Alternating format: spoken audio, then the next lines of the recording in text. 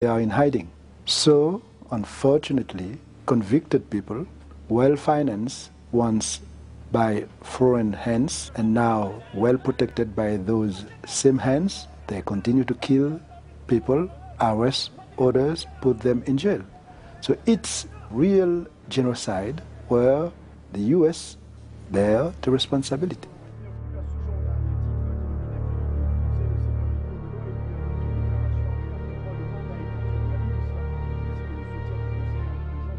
Yet not all in Haiti were affected by the violence and chaos of the 2004 coup.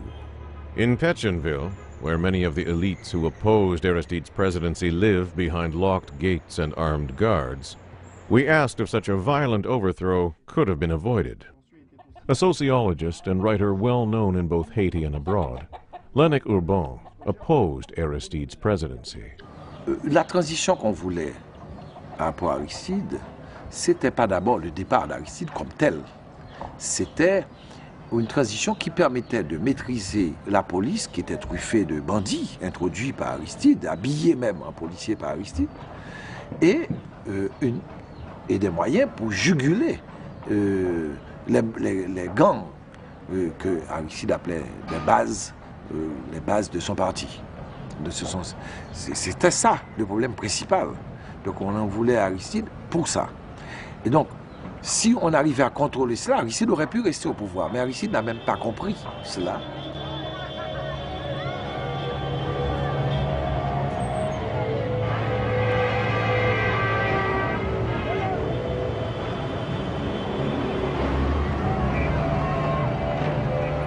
Claude Moïse, an historian and the editor of the conservative Haitian paper Le Matin, also owned by the Boulos family, suggests Aristide's departure was necessary. Mais la communauté internationale voulait une solution négociée. Donc la solution pour être négociée, il fallait que ce fût avec les deux partis. Autrement dit, Aristide d'un côté et l'opposition de l'autre. Donc la communauté internationale a joué jusqu'au bout. Mais au moment où elle s'aperçoit qu'il n'y avait plus rien à faire et que la situation risque de basculer dans une anarchie totale, à ce moment-là, ils sont intervenus et ils ont dit à Aristide, il n'y a plus rien à faire, il faut que vous partiez.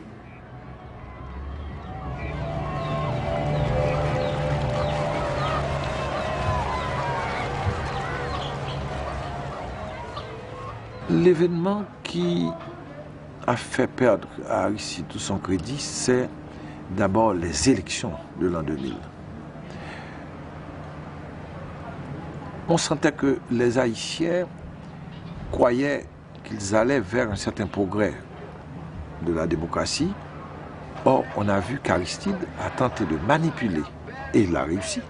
Là, on a trouvé ça extrêmement suspect. C'est à partir de là qu'on voyait que Aristide s'accrochait à un pouvoir qu'il voulait absolu. Toute la crise va se développer autour des élections jusqu'à la chute d'Aristide.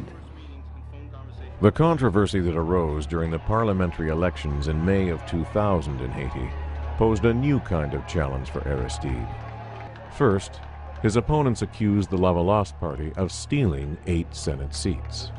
In the months that followed, leading up to the presidential elections in November of that same year, the controversy gained momentum, and the international community leapt at the chance to condemn Aristide's party.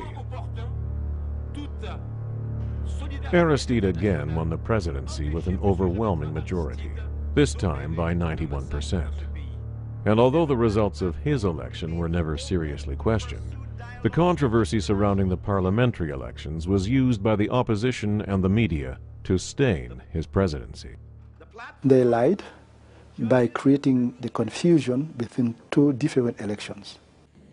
One was in March, the other one was in November. The presidential election was in November. 2 different elections. But they lied by creating the confusion as if it were just one single election. When we spoke with Ira Kurzban in Miami, he blamed the controversy on the Bush administration. They saw after the May 2000 election that the Famille Lavalas party was going to be in power for the next 20 or 30 years. This was not only about Aristide, and was not, I would even say, principally about Aristide. It was really about the destruction of the Lavalas party, because the Lavalas party is what represented the majority interest. At the congressional hearings in 2004, Secretary Noriega again tried to use the 2000 parliamentary elections to question the legitimacy of Aristide's second term. And the fraudulent parliamentary elections once again in May 2000. This series of farcical electoral exercises. I was there, Mr. Noriega. Let's really understand what the fraudulent elections are all about so that the American people understand them. The elections themselves were relatively well done, given the situation in Haiti at the time. It was about whether the certain runoff for 7 Senate seats would occur. Is that a fair statement, Mr. Noriega? Yes, it is an accurate statement. Thank you.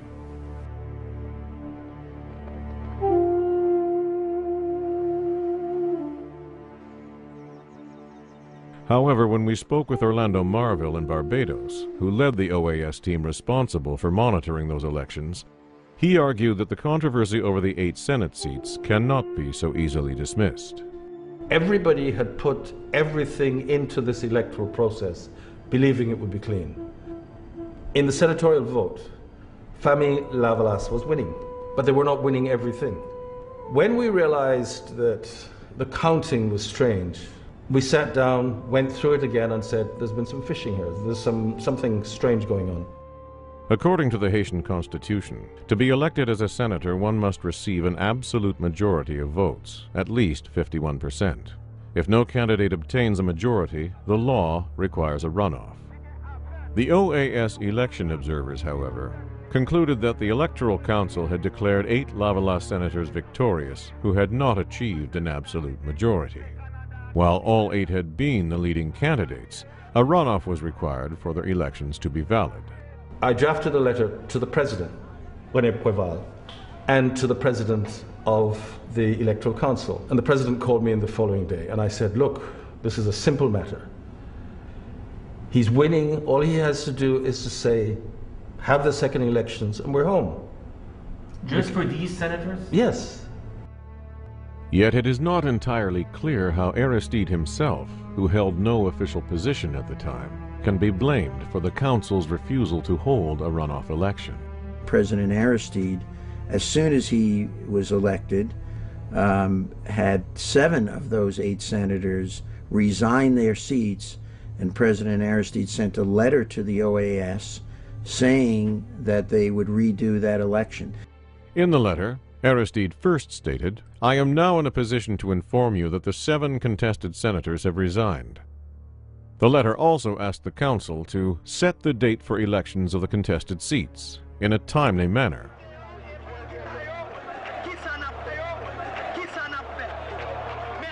Andy Aped's group of 184 joined with the Democratic Convergence, a political conglomerate partly funded by the U.S. government, to form the opposition voice that instigated much of the electoral crisis.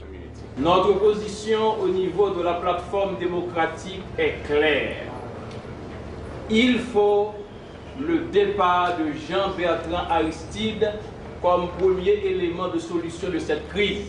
So they just continued to raise the bar, to continue to make it clear that they were not going to accept any surrender. They were taking no prisoners. They wanted Aristide out. The opposition, of course, knew that it couldn't win in a general election. You could have observers from all over the world, and they couldn't win.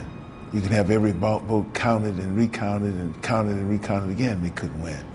So the only way in which they could actually assert themselves and take power was to create the kind of crisis and conflict that ensued.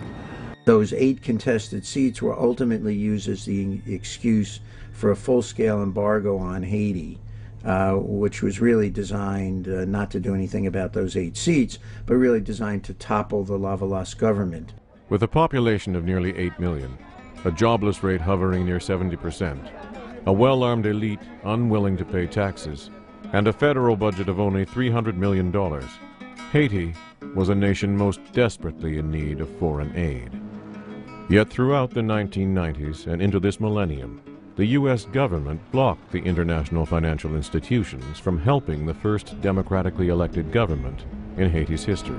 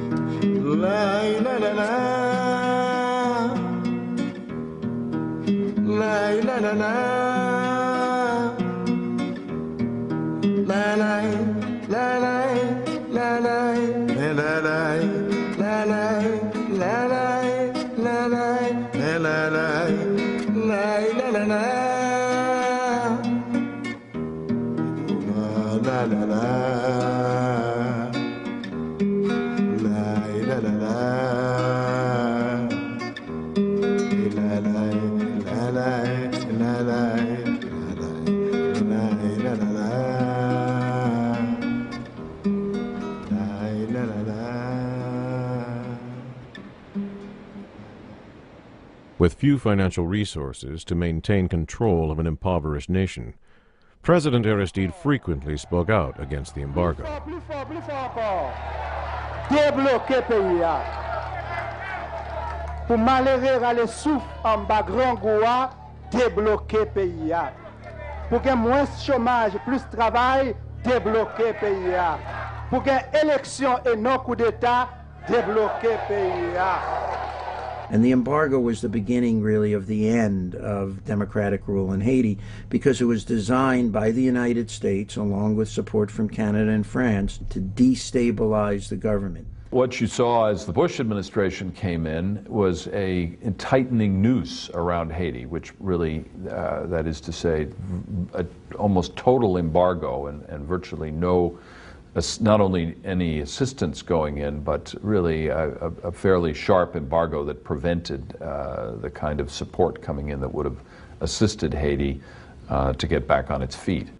Do you think that the U.S. embargo might be responsible for the collapse of Aristide's regime? Well, it's ridiculous. What's called an embargo, by the way, began in the year 2000. And that was a decision on the part of the Clinton administration to link the dispersal of international financial assistance to Haiti on the reaching of a political settlement that would be a viable, democratic solution to Haiti's problems. However, in April of 2001, the U.S. representative to the IDB wrote a letter to the bank's president. The letter acknowledges that the bank approved 6 loans to Haiti, but concludes, "We do not believe that these loans should be treated in a routine manner, and strongly urge you to not authorize disbursement." According to Brian Concannon, a human rights lawyer who has worked in Haiti for nearly 20 years, the letter violated 2 rules of the IDB charter. First, it was a violation of the bank's internal rules, because once a loan was all set and ratified, there was no process for stopping it in mid-flight. The second thing is the IDB charter holds that it should not be used for political purposes, and this was clearly a political use, and so they basically just came in and bullied the IDB to stop those loans. But despite the IDB's unprecedented reversal, the Haitian government was asked to service the debt on the $500 million they never received. They prevent Haiti to get that money, and they oblige us to pay $5 million as interest for the money, which they still kept at that time. Although the Bush administration continually argues that the United States has given more than $850 million in aid to Haiti over the last decade, Maxine Waters and Jeffrey Sachs, one of the world's leading macroeconomists, point out that none of that money went to the Aristide government. People know that the figure that the chairman and others referred to today of $850 million did not go to the Aristide government.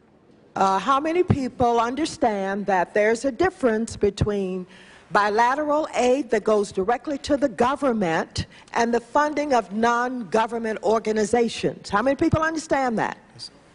Understood? Yeah. Congresswoman? Yes, please respond quickly. Yes, very, very quickly. I spoke with President Aristide in early 2001. He laid out a very